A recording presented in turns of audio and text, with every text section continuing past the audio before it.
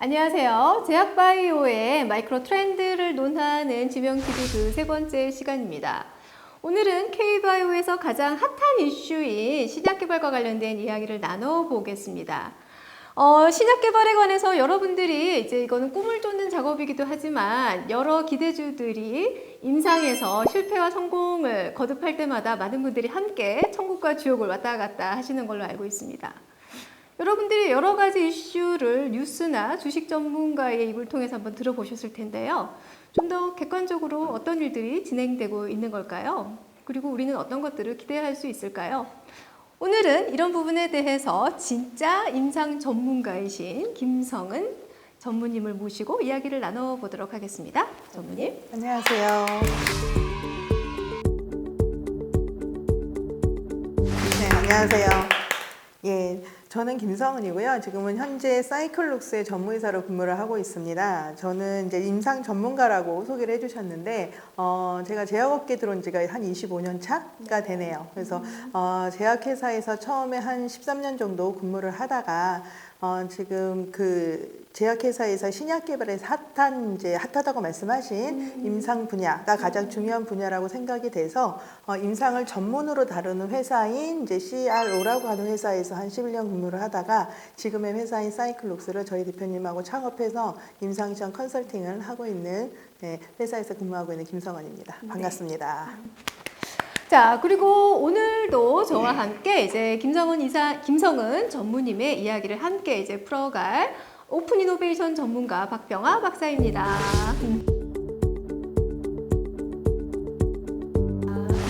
안녕하십니까?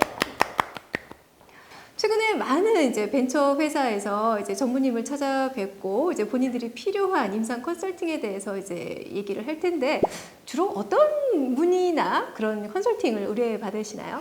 네, 국내에서는 임상시험 컨설팅이라는 단어가 굉장히 낯선 분야입니다. 네네. 이제 지금은 이제 우리 임상 쪽은 임상 대행하는 회사는 그냥 CRO라는 걸로 이제 통칭을 해서 저희가 얘기하고 있는데 컨설팅이란 단어를 쓰고 컨설팅을 제가 하는 이유는 지금 말씀하신 대로 벤처나 이제 제약을 잘 모르지만 이제 제약회사의 틀을 갖춰가는 회사들이 임상시험 신약을 개발을 할 때 이 약을 가지고 어떻게 해야 되냐, 어떻게 하려면 약이 될 수가 있냐, 허가를 받을 수 있느냐에 대해서 딱 처음 생각하는 게 임상을 해야 되겠다라는 거예요.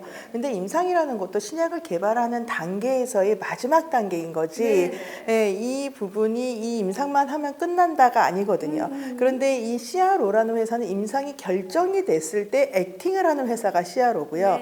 임상을 해야 되느냐 말아야 되느냐, 이 약을 개발할 때 임상이 필요하냐 안 하느냐라는 것조차도 결정을 해야 되는 그 전 단계에 같이 제약회사와 벤처들과 고민해 줄 사람이 없다라는 거죠. 지금까지 그런 역할을 해주는 사람이 없었죠. 거죠. 네, 그래서 제가 CRO에서 근무를 하면서 그 개발하는 회사, 벤처들이 주로 개발하는 회사인데 개발하는 회사와 임상을 해서 허가를 받는 이 중간 단계가 우리나라는 굉장히 약하다라는 생각이 들어서 제가 제약회사 경험 조금 전에 말씀드렸지만 제약회사 경험과 임상 CRO의 경험을 가지고 중간 다리 역할을 해주고 싶어서 컨설팅이라는 단어를 가지고 제가 시작을 해서 제가 벤처나 이제 임상을 처음 해보는 제약회사들이 저한테 물어보는 질문은 무엇이든 다라고 말씀드립니다.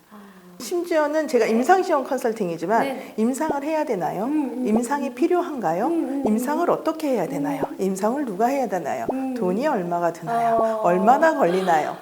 모든 질문을 다 받고 있습니다. A부터 Z까지라고 볼 수 있는데요. 좀 궁금한 게 그렇게 이제 벤처나 새로운 신약 물질들을 가지고 오시는 분들은 어떤 수준에서 가지고 오시나요? 그 혹시 제품 부심이라는 얘기를 들어보셨을까요? 우리는 보통 자부심, 내 스스로에 대한 부분이 자부심인데, 저희 업계에서는 제품 부심이라는 말을 이제 종종 쓰고 있습니다. 그분들은 항상 내가 개발한 제품이, 내가 개발한 물질이 최고야. 정말 좋은 제품이 있어요. 이것만 사용하면 이 세상의 모든 질환이 다 사라질 것만 같은 그런 이제 신약을 내가 개발했어요라고 오는데 아직은 모르죠. 신약이 될지 아니면은 진짜 사장이 돼버릴 물질인지 모르는 단계에서 오셔서 사실 그 본인의 제품에 대한 이제 자부심이 이만큼 있으신 분한테 가끔 있는데. 근데 지금은 그 제품이 이거는 물질이 개발한 단계고 약으로서 허가받기 위해서는 많은 길을 가셔야 됩니다라는 얘기를 하면 상당히 많은 이제 실망과 화와 이런 것들이 같이 오시죠. 말이 안 된다. 이거 네. 되게 좋은 제품이다. 네. 그래서 이제 그때부터 컨설팅을 시작을 하는 겁니다. 컨설팅을 시작할 때 많은 분들이 거기서 빠지겠는데. 네, 근데 이제 저랑 이제 그래서 첫 네네. 번째, 두 번째 이제 얘기를 하다 보면은 네네. 이제 이해를 그런 단계를 이해를 시켜드리고 그래서 제가 저희 회사는 제가 사실은 컨설팅으로 시작을 했는데 그러다 네네. 보니까 컨설팅을 하니까 그래요. 그러면은 임상 시험을 관리하는 사람이 필요하겠군요라고 해서 그 업무도 해달라고 해서 해주기도 하고. 연결해서. 네, 그리고 네네. 컨설팅 끝이 우리 그러면 여태까지 이런 걸 몰랐어요. 지금까지 몰랐어요. 그러니까 우리 직원들의 교육을 좀 해주세요라고 해서 교육도 제가 해드리고요. 이제 이런 것들을 이제 제가 같이 연결지어서 하는 부분이 좀 많죠. 그래서 그렇다면 사실 다들 자기 제품 부심을 가지고 이제 진짜 좋은 제품이에요라고 얘기를 하실 텐데 그럼에도 불구하고 이제 전문의께서 보기에 이건 임상을 하셔도 됩니다. 이거는 임상해봤자 큰 네. 소용이 없을 것 같습니다라고 이제 이렇게 구분하는 네. 결정하는 가장 큰 요인이 뭘까요? 가장 큰 요인은 그것도 참 이 개발하는 회사는 좀 아이러니한 부분이기는 한데 마켓입니다. 네, 마켓에서 받아들여질 수 있을 만한 부분이냐, 네, 그것이 내가 개발이 끝나는 시점에 그 마켓에서 필요한 약이겠느냐, 사용될 수 있겠느냐를 결국엔 봐야 되거든요. 굉장히 중요한 포인트인 것 같아요. 네, 개발하시는 분들은 연구원 쪽이 좀 많으세요. 그러다 보니까 이 제품이 실제적으로 제품 출시가 된 그 시점에 과연 필요한 약이겠느냐까지는 보지는 못하시고 이걸 가지고 나는 약으로 개발할 겁니다. 난 판매를 할 겁니다. 라고 얘기를 하고 시작을 하시죠. 근데 이제 그러다 보면 이 제약의 트렌드를 알아야 되고 그 질병의 그 시장을 알아야 되고 그쵸. 특성을 알아야 되고 이제 그런 부분인데 심지어는 우리나라의 트렌드, 그러니까 노령화, 사회적인 현상까지 다 알아야지 되는 부분이 있거든요. 근데 그거를 파악을 못 하시고 이걸 임상만 하면 허가만 받으면 블록버스터가 될 것 같이 생각을 하시고 오시는 분들을 이해시키는 게 가장 어렵죠. 자, 사실은 그런 점이 정말 제품화에서 굉장히 중요하긴 하지만 실제 연구 전문가라든가 사실은 이 업계에서 일해보지 않은 분들은 참 판단하기 어려운 부분인 것 같아요. 그렇기 때문에 이제 이렇게 관련된 컨설팅, 전문적인 컨설팅이 굉장히 중요할 텐데 최근에 한 5년 정도는 전서부터 이제 이렇게 K바이오라는 어떤 커다란 시장들이 이제 형성이 되기 시작했고 돈도 몰리고 사람도 몰리고 이제 이런 신약 개발과 관련된 굉장히 커다란 붐이 일어나기 시작했습니다. 지금 이제 저보다 훨씬 더 이 신약 개발 쪽에 더 가까이 계시기 때문에 현재 이런 시장에 대해서 상태, 현황에 대해서 어떻게 평가하시는지 되게 궁금해요. 사실 저희의 생각도 이 바이오 쪽으로 가는 거는 맞다라고 이제 저희도 생각을 하는데 갑자기 이렇게 급속도로 성장을 하는 것과 그리고 이제 그 재정, 그 돈이 몰리는 현상에 대해서는 저희는 두려워하고 있는 상황이에요. 너무 많은 진짜 우리 실제 상황보다 좀 허황된 이제 기대가 너무 많지 희망을 하지 않느냐, 그리고 환자들한테는 희망 고문을 주는 수준이 될 수도 있지 않겠느냐에 대한 부분을 고민을 하고 있는데 그럼에도 불구하고 바이오가 답이기 때문에 바이오에서 그런 블록버스터를 만들어 보자라고 하는 것이 이제 저희의 노력인 것 같아요.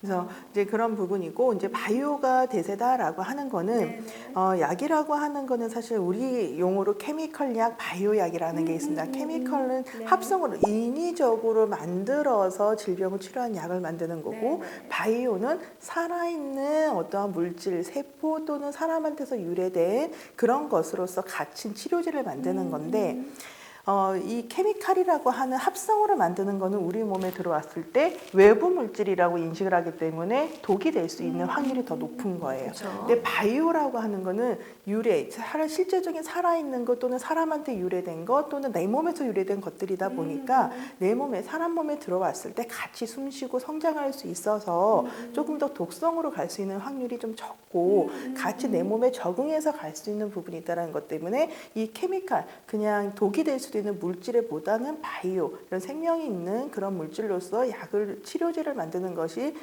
트렌드가 아니겠느냐라고 하는 그런 부분으로 이해를 해서 바이오는 맞다고 저희도 봅니다. 근데 너무 급속도로 네네. 성장하는 거에 대한 두려움은 가지고 있어야 될 것 같아요.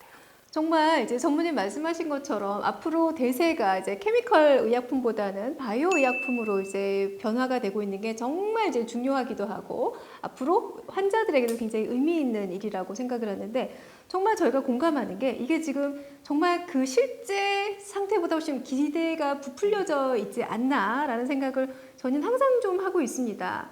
사실 저희처럼 이제 기존의 제약업계에 근무하셨던 분들의 특징은 이 데이터에 대해서 굉장히 비판적이에요.